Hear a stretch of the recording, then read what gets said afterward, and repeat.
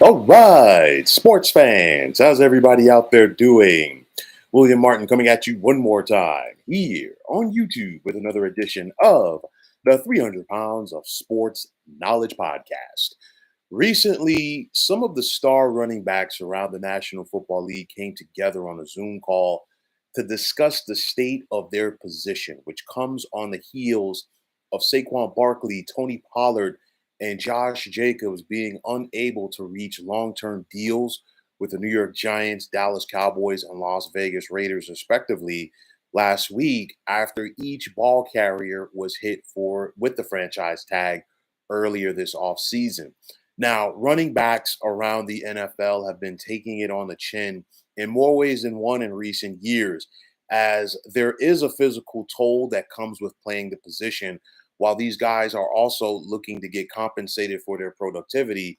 And more than any other position in the NFL, you got a position full of unhappy campers for the most part.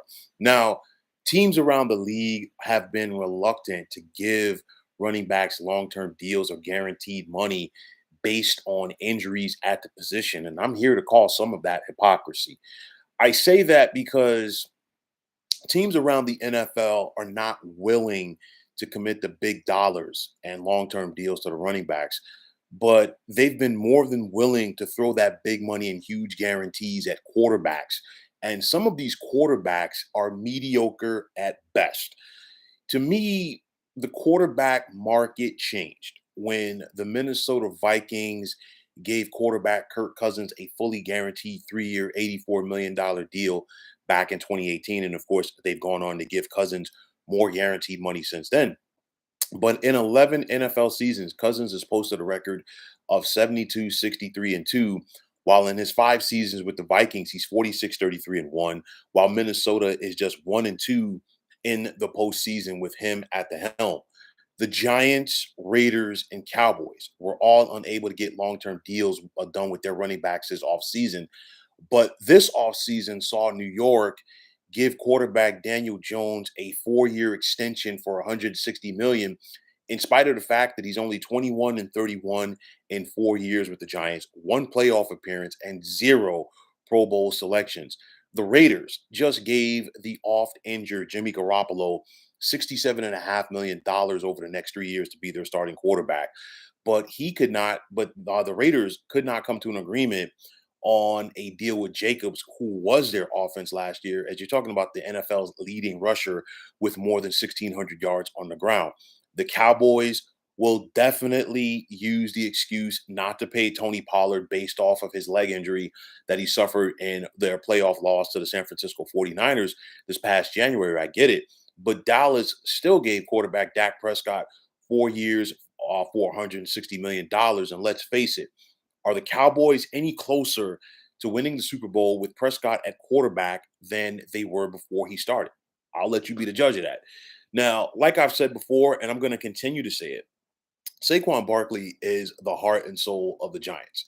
And New York has definitely used the fact that he had 295 carries last year against him, but they and not just the Giants, other teams, they're not going to use the amount of throws that a quarterback makes, or the interceptions, if you will, against quarterbacks either.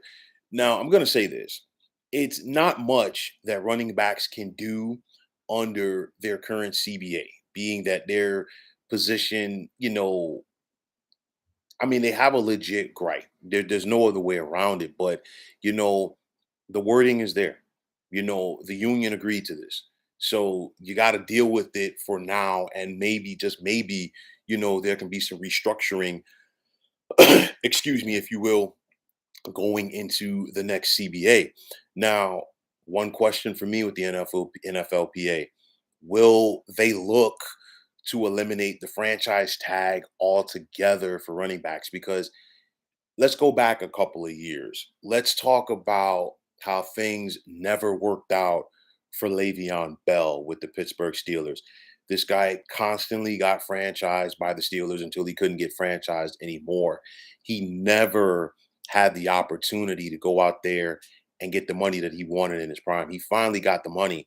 But by the time the Le'Veon Bell got the money, he was never the same ball carrier.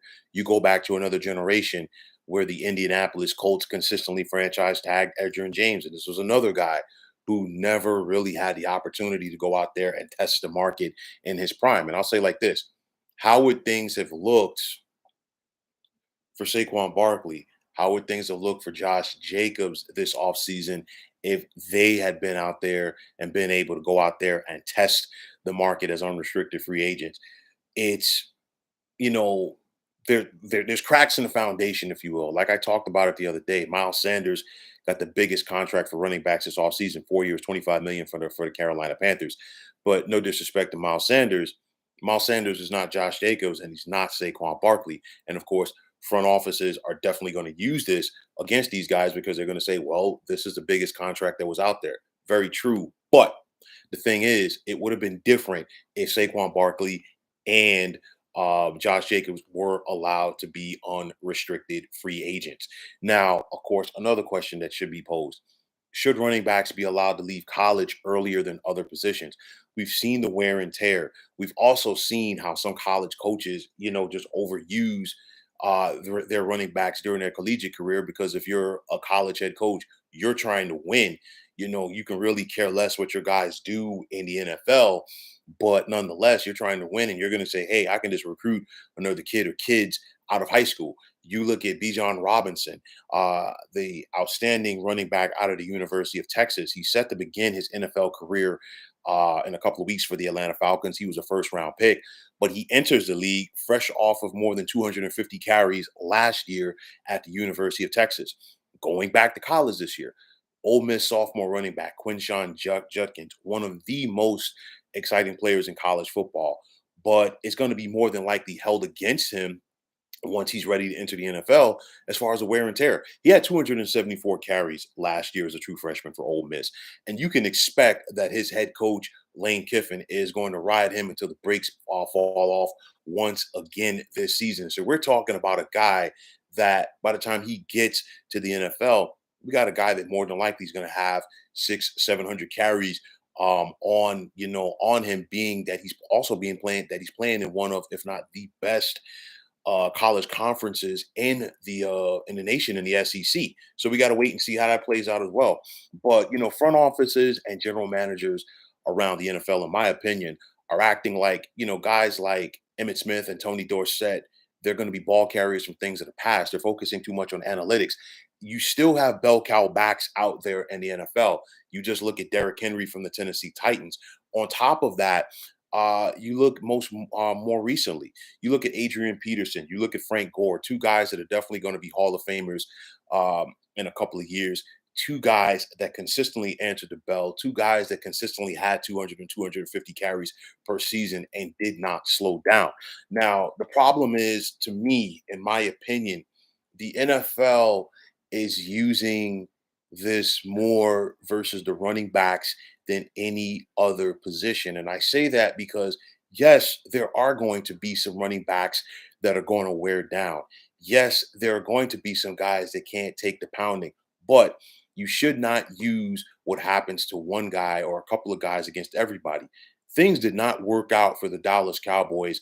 Wow, after they gave that big contract to Ezekiel Elliott. I totally get it. Ezekiel Elliott was never the same runner. Todd Gurley's knee gave out for him after he got the big money from the Rams. I totally get that.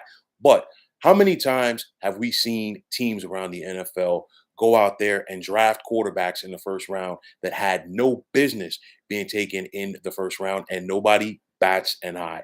How many times have we seen teams around the NFL give quarterbacks big guaranteed money and they're not closer to being a championship team than before they gave 150 million dollars, whatever, to one of these quarterbacks? Now, don't get me wrong, I am not disparaging the quarterback position because there are elite quarterbacks out there that deserve to get the money.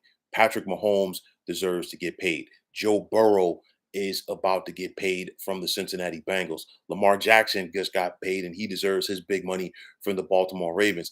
There are other quarterbacks out there in that conversation, but you can't just sit up there and just give a quarterback money because you're saying, well, we need a quarterback, but you're really willing to give a quarterback 30, $35 million a year just to get 6 wins. I'll tell you like this, And some people might disagree with what I'm about to say. I've said it before and I'm going to continue to say it. Saquon Barkley is the heart and soul of the Giants.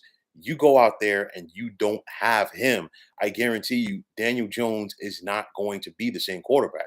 Daniel Jones is not a guy that can put a team on his back so handily. Some of these quarterbacks can. The elite quarterbacks, yes, but the other tiers, not so much. And that to me, right there, is a problem.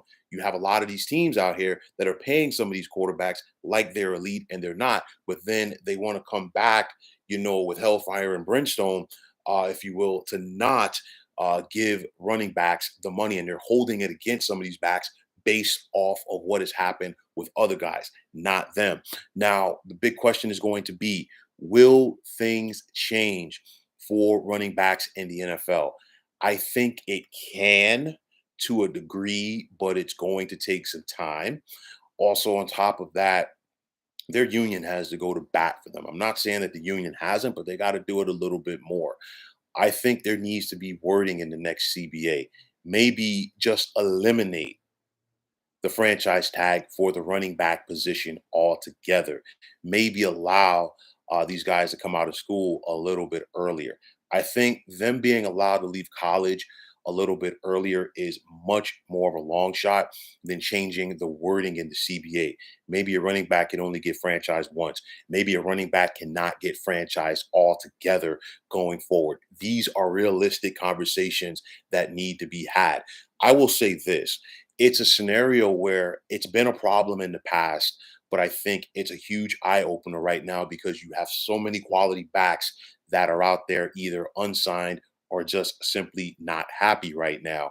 And it's one of those things. Whenever you have a rule in place, regardless of what it is. Both sides agree to it, you name it. At first, it's all hunky dory, but eventually, a person or persons are going to take advantage of that and exploit that. That is what we're seeing with the franchise tag right now. That is what we're seeing with the running back position right now. And definitely, it's time for rewording. Will things change for the running back position? I hope so, because at the end of the day, you put a lot of glamour in the quarterbacks. You put a lot of glamour in the wide receivers. I get it, but you still got to run the football. I know the Kansas City Chiefs just won the Super Bowl. They didn't have a big time back, but they had Patrick Mahomes. But every team out there does not have a Patrick Mahomes. You still got to go out there and run the football. You still got to be effective. And if you don't have that guy at quarterback, and then if you don't have the ability to run the football either, it's going to be a long shot. So the running backs have a legit gripe at right now. I don't think the front offices and the NFL as a whole really care, but let's see if they can come together united to try to make a difference for themselves and the running backs coming behind them. So, folks, that is going to wrap it up. And as always, I want to take this time out to thank you for tuning into the 300 Pounds of Sports Knowledge podcast here on YouTube. Now, I want to take this time out to thank all of you fine folks out there for tuning in. And if you have not already, please feel free to subscribe to this channel. Now, if you're on Twitter, please feel free to follow me at 300 Pounds of Sports. And like I always say, if you follow me, it'll be my pleasure to follow you right back. There's also the sports discussion group on Facebook at the Sports Depot 365. Now, you can check it out. Drop a line to be a part of one of the better sports debating sites going on social media. So, once again, fine folks, my name is William Martin, and I'm signing off. And I'm saying take care and have yourselves a wonderful day.